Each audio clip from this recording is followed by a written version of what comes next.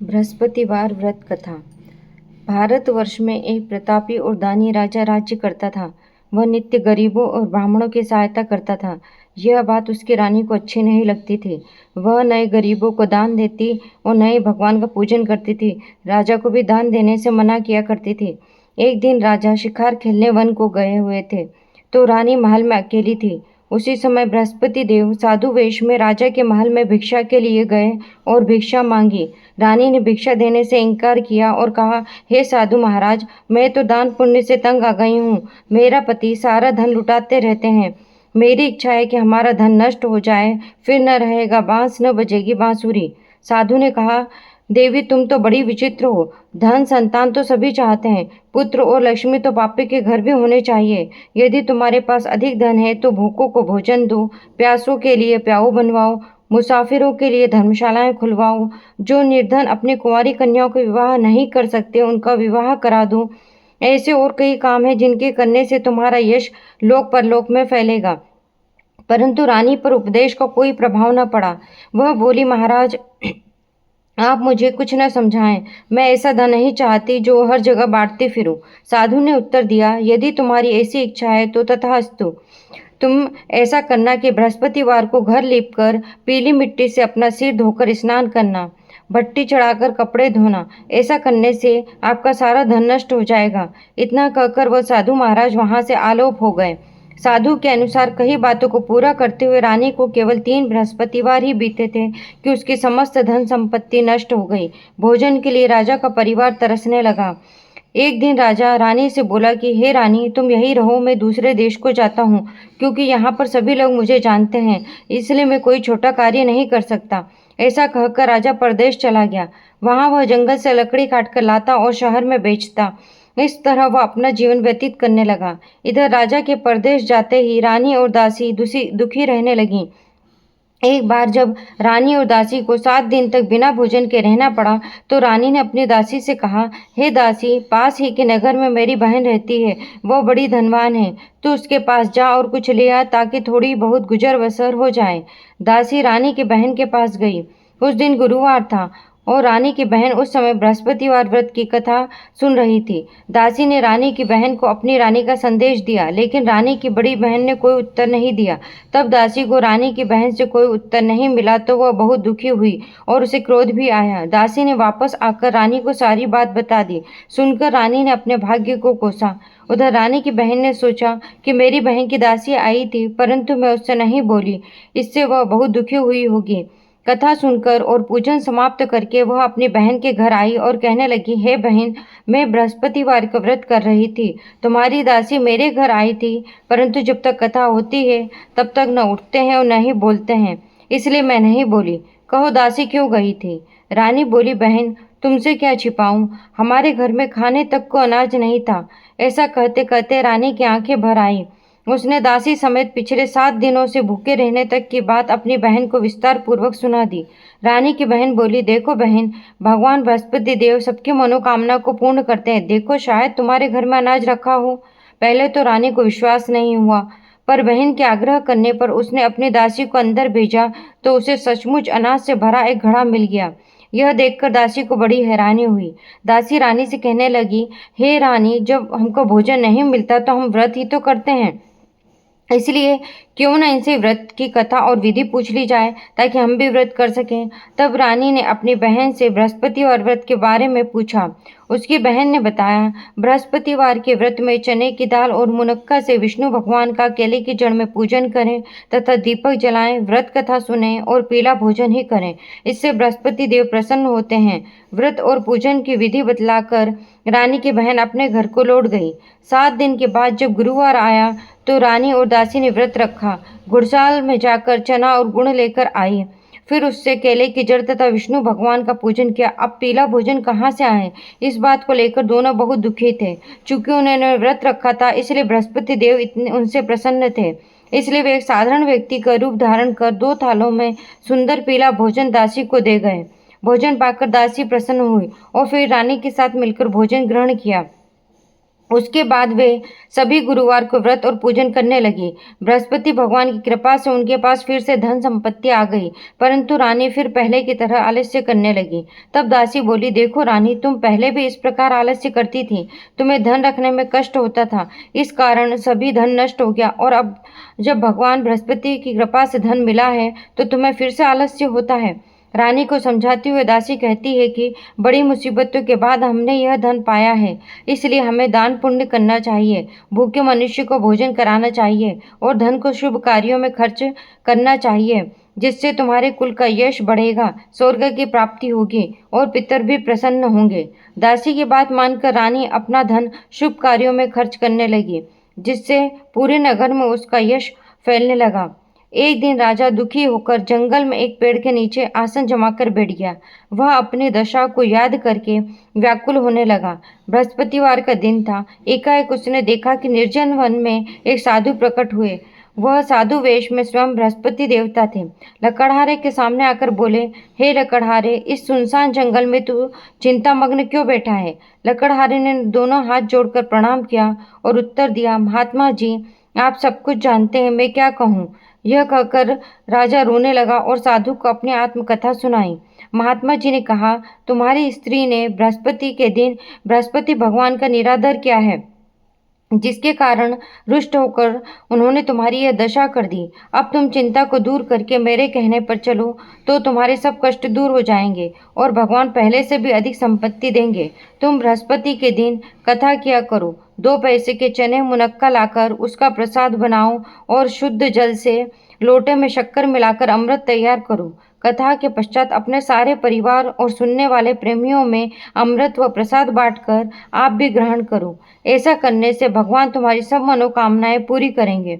साधु के ऐसे वचन सुनकर लकड़हारा बोला, हे प्रभु, मुझे लकड़ी बेचकर इतना पैसा नहीं मिलता जिससे भोजन के उपरांत कुछ बचा सकूं। मैंने रात्रि में अपनी स्त्री को व्याकुल देखा है, मेरे पास कुछ भी नहीं जिससे मैं उसकी खबर मंगा सकूं। साधु ने कहा, हे लकड़हारे, तुम किसी बात की चिंता मत करो। बृहस्पति के दिन तुम रोजाना की तरह लकड़ियां लेकर शहर को जाओ। तुमको रोज से दुगना धन प्राप्त होगा, जिससे तुम भली भांति भोजन कर लोगे तथा बृहस्पति देव की पूजा का सामान भी आ जाएगा। इतना कहकर साधु अंतर्ध्यान हो गए। धीरे धीरे समय व्यतीत होने पर फिर वही बृहस्पतिवार का दिन आया। लकड़हारा जंगल से लकड़ी काटकर किसी शहर में बेचने गया। उसे उस दिन और दिन से अधिक पैसा मिला। राजा ने चना गुड़ आदि लाकर गुरुवार का व्रत किया। उस दिन से उसके सभी क्लेश दूर हुए, परंतु जब गुरुवार दोबारा आया तो बृहस्पतिवार का व्रत करना भूल गया। इस कारण बृहस्पति भगवान नाराज हो गए। उस दिन उस नगर के राजा ने विशाल यज्ञ का आयोजन किया तथा शहर में यह घोषणा करा दी कि कोई भी मनुष्य अपने घर में भोजन न बनावे, न आग जलावे। समस्त जनता मेरे यहाँ भोजन करने आवे। इस आज्ञा को जो न मानेगा उसको फांसी की सजा दी जाएगी। इस तरह की घोषणा संपूर्ण नगर में करवा दी गई। राजा की आज्ञा अनुसार शहर के सभी लोग भोजन करने गए, लेकिन लकड़हारा कुछ देर से पहुंचा, इसलिए राजा उसको अपने साथ घर लिवा ले गए और ले जाकर भोजन करा रहे थे कि रानी की दृष्टि उस खूंटी पर पड़ी जिस पर उसका हार लटका हुआ था। वह वहां पर दिखाई नहीं दिया। रानी ने निश्चय किया कि मेरा हार इस मनुष्य ने चुरा लिया है। उसी समय सिपाहियों को बुलाकर उसको कारागार में डलवा दिया। जब लकड़हारा कारागार में पड़ गया और बहुत दुखी होकर विचार करने लगा कि न जाने कौन से पूर्व जन्म के कर्म से मुझे यह दुख प्राप्त हुआ है, और उसी साधु को याद करने लगा जो कि जंगल में मिला था। उसी समय तत्काल बृहस्पति देव साधु के रूप में प्रकट हुए और उसकी दशा को देखकर कहने लगे, अरे मूर्ख, तूने बृहस्पति देव की कथा नहीं करी, इस कारण तुझे दुख प्राप्त हुआ है। अब चिंता मत कर। बृहस्पतिवार के दिन कारागार के दरवाजे पर 4 पैसे पड़े मिलेंगे, उनसे तू बृहस्पति देव की पूजा करना, तेरे सभी कष्ट दूर हो जाएंगे। बृहस्पति के दिन उसे 4 पैसे मिले। लकड़हारा ने कथा कही और उसी रात्रि को बृहस्पति देव ने उस नगर के राजा को स्वप्न में कहा, हे राजा, तुमने जिस आदमी को कारागार में बंद कर दिया है वह निर्दोष है। वह राजा है, उसे छोड़ देना। रानी का हार उसी खूंटी पर लटका है। अगर तू ऐसा नहीं करेगा तो मैं तेरे राज्य को नष्ट कर दूंगा।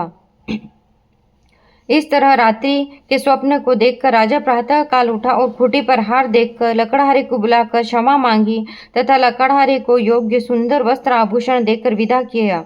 बृहस्पति देव की आज्ञा अनुसार लकड़हारा अपने नगर को चल दिया। राजा जब अपने नगर के निकट पहुंचा तो उसे बड़ा आश्चर्य हुआ। नगर में पहले से अधिक बाग, तालाब, कुएं तथा बहुत सी धर्मशालाएं, मंदिर आदि बन गए थे। राजा ने पूछा, यह किसका बाग और धर्मशाला है? तब नगर के सब लोग कहने लगे, यह सब रानी और बांदी के हैं। तो राजा को आश्चर्य हुआ और गुस्सा भी आया। जब रानी ने यह खबर सुनी कि राजा आ रहे हैं तो उन्होंने बांदी से कहा कि हे दासी, देख, राजा हमको कितनी बुरी हालत में छोड़ गए थे। हमारी ऐसी हालत देखकर वह लौट न जाएं, इसलिए तू दरवाजे पर खड़ी हो जा। आज्ञानुसार दासी दरवाजे पर खड़ी हो गई। राजा आए तो उन्हें अपने साथ लिवा लाई। तब राजा ने क्रोध करके अपनी रानी से पूछा कि यह धन तुम्हें कैसे प्राप्त हुआ है? तब उन्होंने कहा, हमें यह सब धन बृहस्पति देव के इस व्रत के प्रभाव से प्राप्त हुआ है।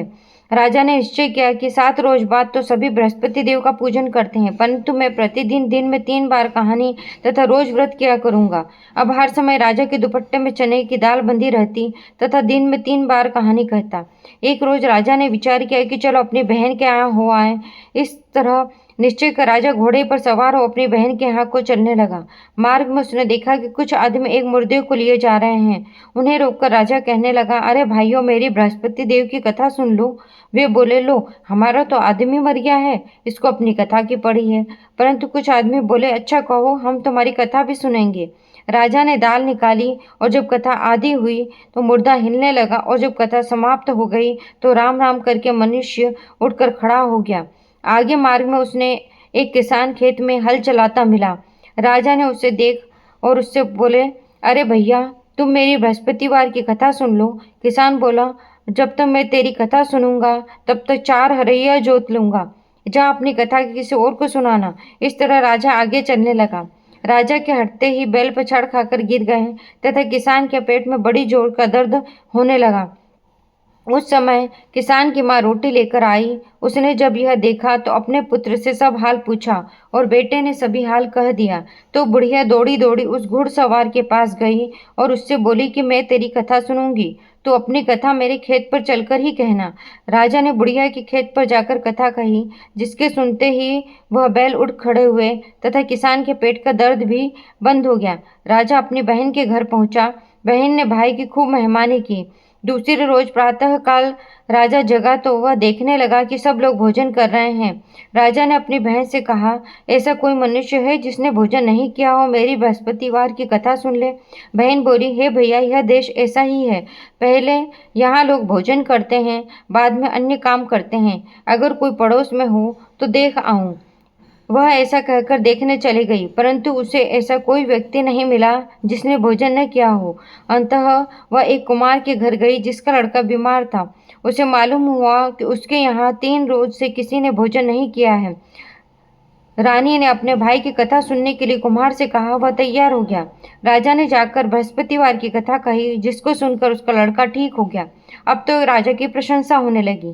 एक रोज राजा ने अपनी बहन से कहा, हे बहन, हम अपने घर को जाएंगे, तुम भी तैयार हो जाओ। राजा की बहन ने अपनी सास से कहा। सास ने कहा, हाँ चली जा, परंतु अपने लड़कों को मत ले जाना, क्योंकि तेरे भाई की कोई औलाद नहीं है। बहन ने अपने भैया से कहा, हे भैया, मैं तो चलूंगी, पर कोई बालक नहीं जाएगा। राजा बोला, जब कोई बालक नहीं चलेगा तो तुम ही क्या करोगे? बड़े दुखी मन से राजा अपने नगर को लौट आया। राजा ने अपनी रानी से कहा, हम निर्वंशी हैं, हमारा मुंह देखने का धर्म नहीं है और कुछ भोजन आदि नहीं किया। रानी बोली, हे प्रभु, बृहस्पति देव ने हमें सब कुछ दिया है, वह हमें औलाद अवश्य देंगे। उसी रात को बृहस्पति देव ने राजा से स्वप्न में कहा, हे राजा, उठ, सभी सोच त्याग दे, तेरी रानी गर्भ से है। राजा की यह बात सुनकर राजा को बड़ी खुशी हुई। 9वें महीने में उसके गर्भ से एक सुंदर पुत्र पैदा हुआ।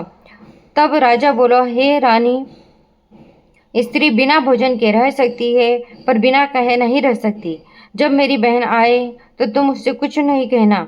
रानी ने सुनकर हाँ कर दिया। जब राजा की बहन ने यह शुभ समाचार सुना तो वह बहुत खुश हुई तथा बधाई लेकर अपने भाई के यहाँ आई। तभी रानी ने कहा, घोड़ा चढ़कर तो नहीं आई, गधा चढ़ी आई। राजा की बहन बोली, भाभी, मैं इस प्रकार न कहती तो तुम्हें औलाद कैसे मिलती। बृहस्पति देव ऐसे ही हैं, जैसे जिसके मन में कामनाएं हैं सभी को पूर्ण करते हैं। जो सद्भावना पूर्वक बृहस्पतिवार का व्रत करता है एवं कथा पढ़ता है अथवा सुनता है, दूसरों को सुनाता है, बृहस्पति देव उसकी सभी मनोकामना पूर्ण करते हैं। भगवान बृहस्पति देव उसकी सदैव रक्षा करते हैं। संसार में जो मनुष्य सद्भावना से भगवान जी का पूजन व्रत सच्चे हृदय से करते हैं, उनकी सभी मनोकामनाएं पूर्ण करते हैं। जैसी सच्ची भावना से रानी और राजा ने उनकी कथा का गुणगान किया, तो उनकी सभी इच्छाएं बृहस्पति देव जी ने पूर्ण की थी। इसलिए पूर्ण कथा सुनने के बाद प्रसाद लेकर जाना चाहिए। हृदय से उनका मनन करते हुए जयकारा बोलना चाहिए। बोलो बृहस्पति देव की जय। बोलो भगवान विष्णु की जय।